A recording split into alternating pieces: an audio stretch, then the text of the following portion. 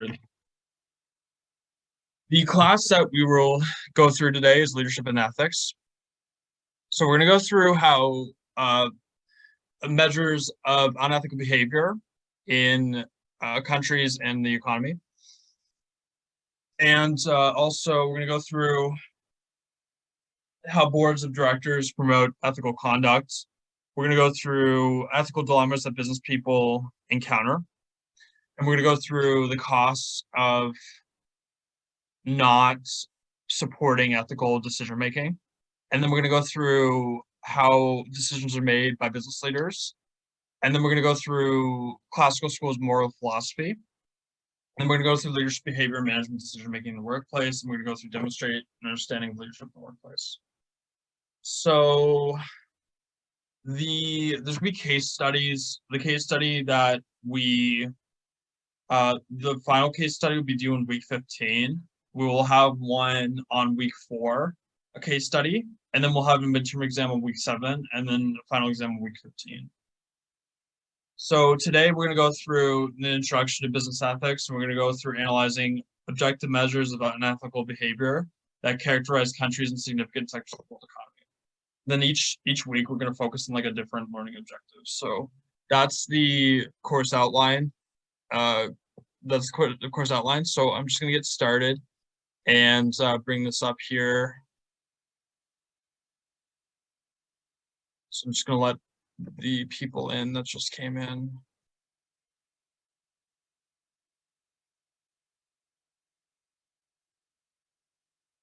So we will get started.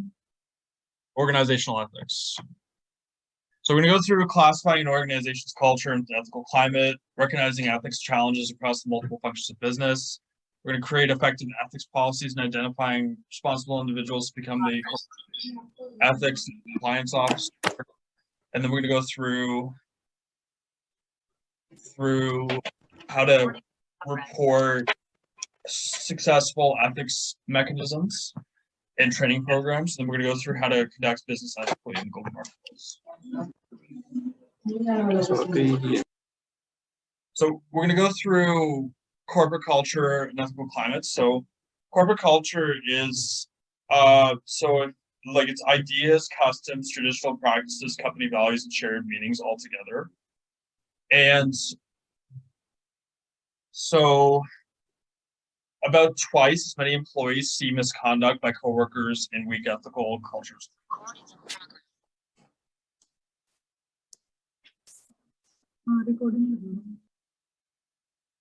So the ethical climate, it's focused on the understanding of employees of what is and what is not acceptable behavior. So it's going to go based on the expected standards and norms and the different climates in an organization. So egoism is self-centered approach, and it's based on self-interest, and it's focused on the economic efficiency part of the society. The benevolence is focused on friendship and is mostly focused on supporting others, and it's the social responsibility part of the economy. Principle is personal morality, and that's focused on laws and professional codes. So the egoism part, that's more focused on profitability. So this is more of the profit motive. And then social responsibility is mostly focused on supporting the community. So it could be through a charity, basically.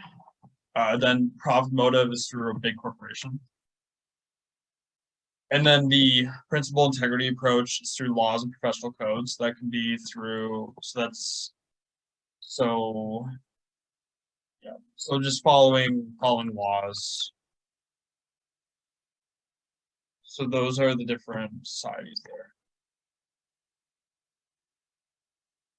So in this, business operations can be specialized, and this leads to a lot of ethical challenges. There might be conflicts between ethical standards. So accounting ethics, financial ethics, marketing ethics, information technology ethics, and supply chain ethics, they may have a lot of conflicts.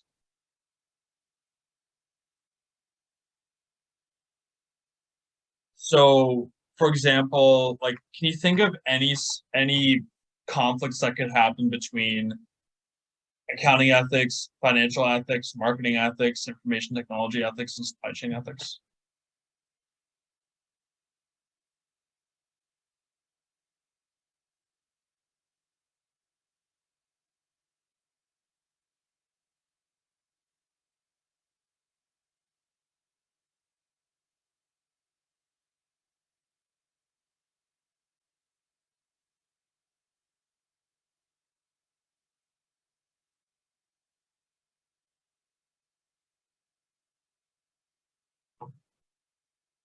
So what can happen is, so I'll name one. So information technology ethics.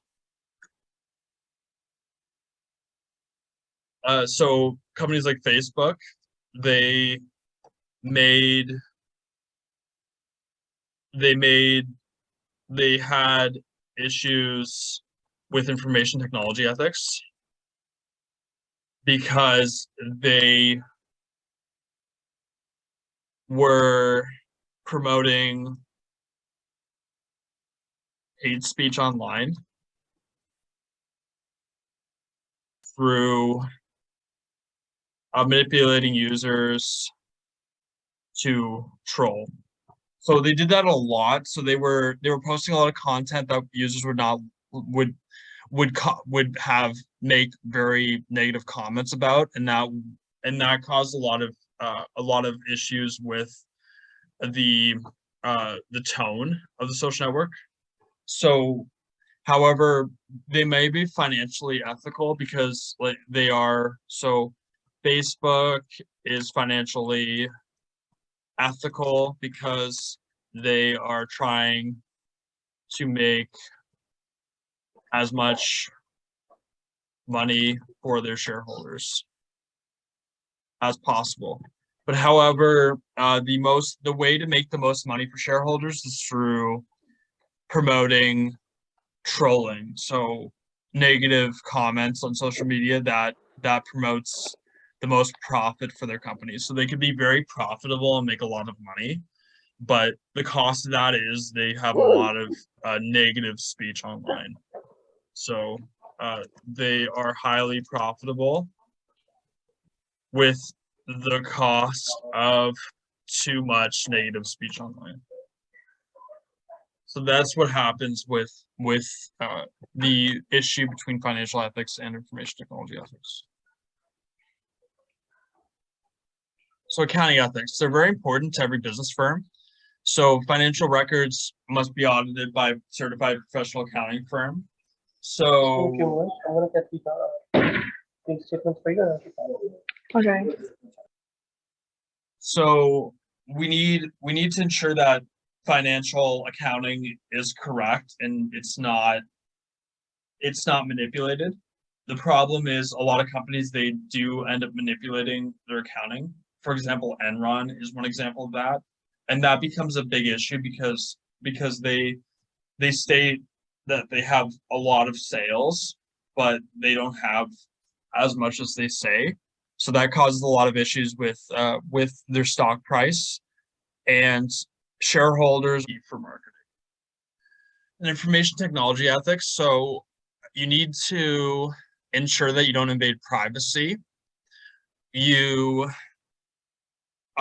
collection and storage of and access to personal and business information. You need to keep business information private and not use it for other purposes. So based on PIPEDA, so PIPEDA is a very important agreement. It shows that any customer data that you have cannot be used outside of the business, basically. Therefore, you need to keep it private. So that's important. You can't take an email list out of a business in order to use it for your own benefit. You can't do that because of PIPEDA. And it's very important not to do that because the problem is when that happens, it's called a data breach. And it does happen. It happened at Equifax. It happened at York University pretty recently. It happened with Ontario government. So don't do that. So keep customer data private. And then confidentiality of electronic mail communication, don't like you need to ensure that that's confidential.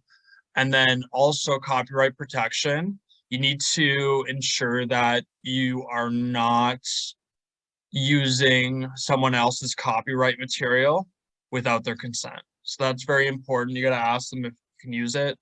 Uh, unless there's some exceptions to that, and I will go through them. And then cyberbullying. So don't cyberbully. Don't bully people online. So VTech collected personal information from children without parental consent. That's against the law. So you need parental consent to collect children's personal information. So I'm going to go through some of the exceptions to so some ways around copyright. There's this thing called fair use, and I'll go through that right now. So fair use it's a good way to get around it. Like if you want to use copyrighted material, I'm just going to show you ways to use copyright material in an illegal way. So fair use. So according to Fair Dealing Canada, the Canadian Copyright Act allows the use of material from a copyright protected work, literature, musical scores, audiovisual works, etc., without permission when certain conditions are met. People can use fair dealing for research, private study, education, parody, satire, criticism, review, and news reporting. So fair use is met by if you're making a parody. So like, for example, fair use was used by Nathan Fielder to make fake Starbucks. Weird Al Yankovic cites it a lot when he does parody. The Beaverton, The Onion uses fair use for their parodies if it's not a copy of the work. So it's covered under fair use. And then also a lot of videos on YouTube, there's a lot of videos that analyze movies, TV, sports events, etc. That's covered under fair use if they make commentary. So it's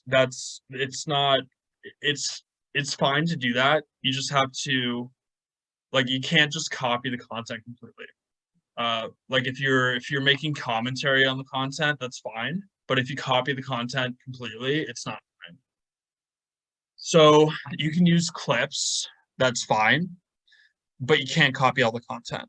So parody, analysis, criticism, and news reporting are covered under fair use. So if fair use didn't exist, there'd be much less content on YouTube.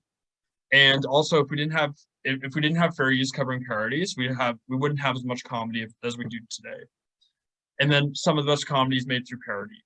So according to Google, Google stated fair use guidelines. Different countries have different rules about when it's okay to use material without the copyright owner's permission. For example, in the United States, works of commentary, criticism, research, teaching, or news reporting may be considered fair use. Some other countries may have a similar concept called fair dealing that may work differently. Courts look over potential fair use cases according to the facts of each specific case. You probably want to get legal advice from an expert before uploading videos that contain copyright protected material. So yeah, fair use is something that you could, in business, you got to ensure that you're not violating copyright, and fair use can be a good way in determining if it is violating copyright or if you're fine with that. So if you're going to start a YouTube channel where you're doing analysis of copyrighted material, then you got to make sure that you're following fair use. So supply chain ethics, so it's important to ensure that you meet integrity, value, and loyalty in business dealings, and avoid impropriety, be responsible, protect confidentiality, and follow the law. And then to improve the quality of a company's ethical performance, you have to change the culture so that ethics is part of everyday decision-making. So institutionalize ethics, build ethics safeguards. So as time has gone on, companies have become more ethical. they've developed, like, as time has gone on, more companies have developed a code of ethics, offered ethics training, created ethics office/officer, established ethics hotline. So ethics, it's gotten better over time. These companies have devoted a lot more resources towards ethics. And so you can either do compliance-based approach, where you ensure that your employees know that there is a threat of detection and punishment, and it seeks to avoid legal sanctions. Or you can do the integrity-based approach, where you promote acting with integrity and conduct business with honesty and fairness, and combine concern for law with employee responsibility. Both approaches, they lessen unethical conduct, but in different ways. So top management commitment and involvement. It allows for employee ethical behavior to be met. And then ethical policies and codes, they ensure that workers have the rules and procedures. And so 3M has a good code of conduct for that. So it's important to have an ethical compliance officer at your business. And this would allow for your employees to follow guidelines effectively. And then it's good to have ethics reporting mechanisms, like a helpline or hotline. And this ensures that there's a way to report on ethical conduct, and it provides information sharing tools for employees and stakeholders. And then executives tend to use the helpline more often than normal managers. So ethics training programs are beneficial because they train employees to learn how to follow ethical guidelines. So employee ethics training programs, they ensure that most employees comply with laws and regulations, ensure that the business creates a culture with ethics and respect. It's also, so it provides a lot of benefits. They're more likely to follow ethical guidelines. And so these companies, Aflac, Deere & Company, Ecolab, Flora Corporation, General Electric, International Paper, KO Corporation, Milliken & Company, PepsiCo, Starbucks Coffee Company, Texas Instruments, UPS, and Xerox. They are the most ethical companies, and most of them are from computers, restaurants, transportation, food and beverage, paper products, consumer products, industrial manufacturing, diversified, engineering, insurance, chemicals, and industrial manufacturing. So those are the best areas for ethical conduct. So the problem with ethics in other countries is that some countries, they permit bribes. Some countries, they have bribery part of their culture.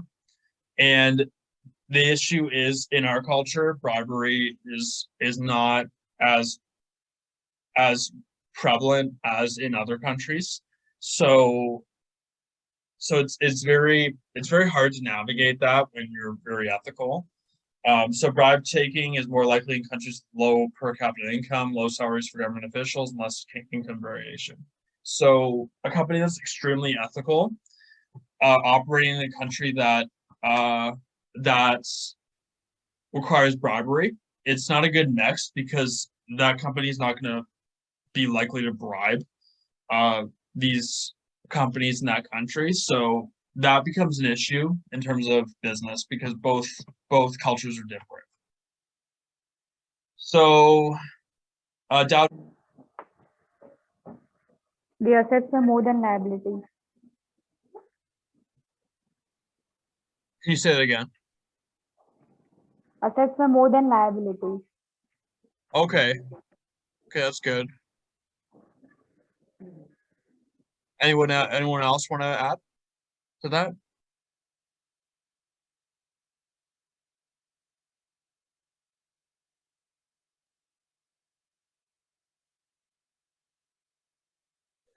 So what they did was they were giving mortgages to people that couldn't afford the payments.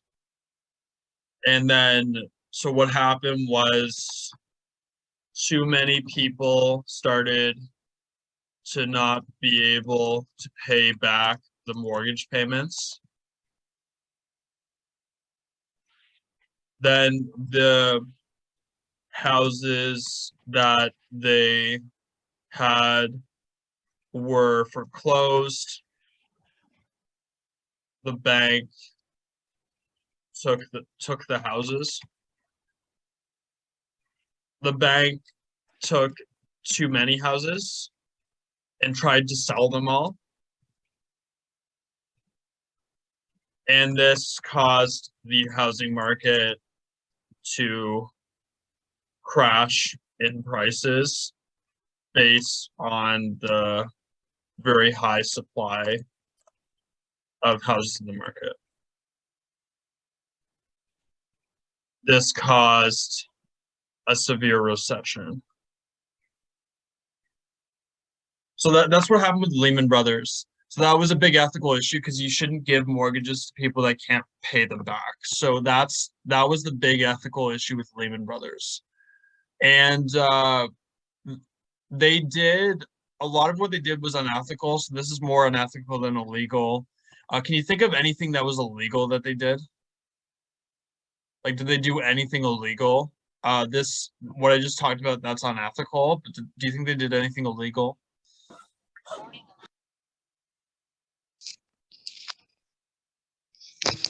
He was a bankrupt. Yes, yeah, exactly. That's good. Yeah. So bankruptcy, that's a good point. Can you think of anything else?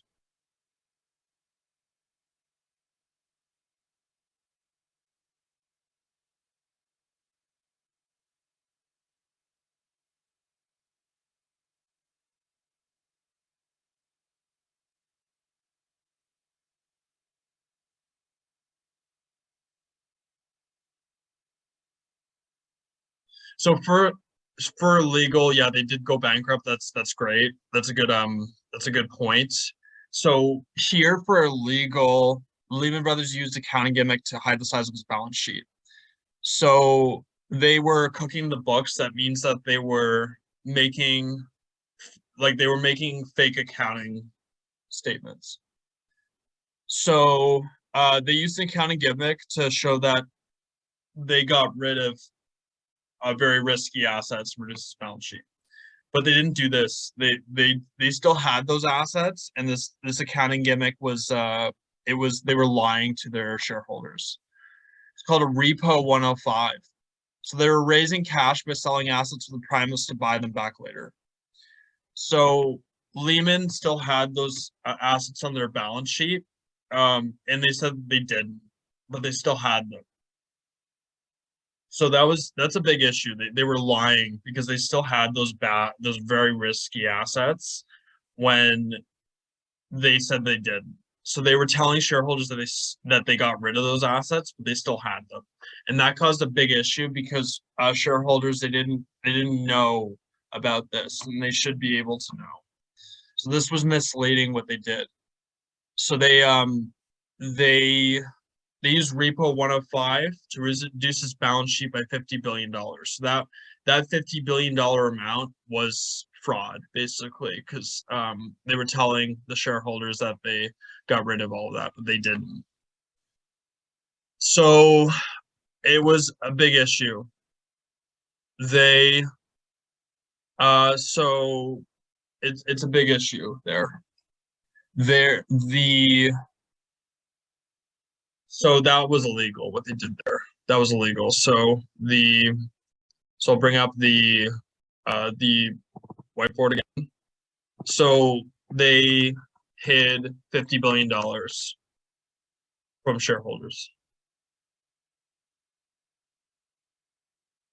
Misled shareholders. They hid $50 billion of losses from shareholders, like $50 billion of risky assets from shareholders. Misled shareholders. So this would be accounting fraud. So if any of you are going into accounting, don't do this. Okay? Don't do this. Don't hide money from shareholders. Just be truthful in your accounting practices. And then what could Lehman have done to reduce ethical issues? Like what do you think they could have done to reduce ethical and legal issues?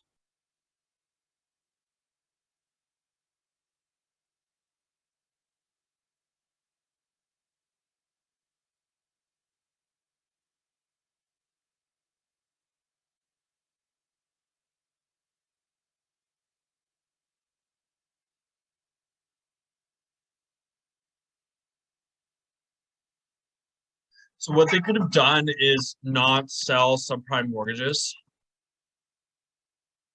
They could have not sold mortgages to people that would not repay.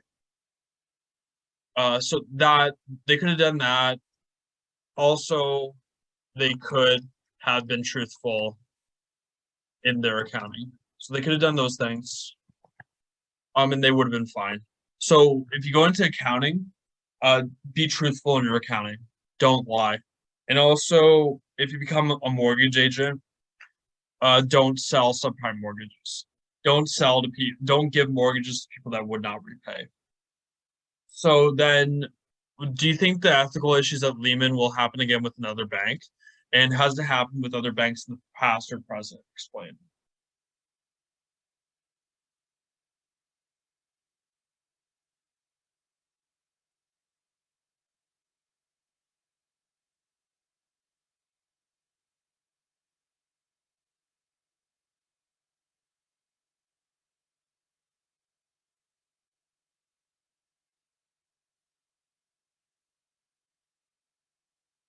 So it happened with many banks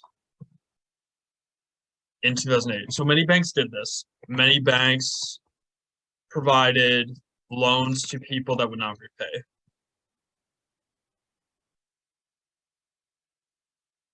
So many banks did this, and that's why the whole housing market collapsed. Yeah, this shouldn't happen again. It's just so bad for the economy. So I wanted to go through that just for everybody to learn about it and not do this in the future because a lot of you will become accountants and financial professionals and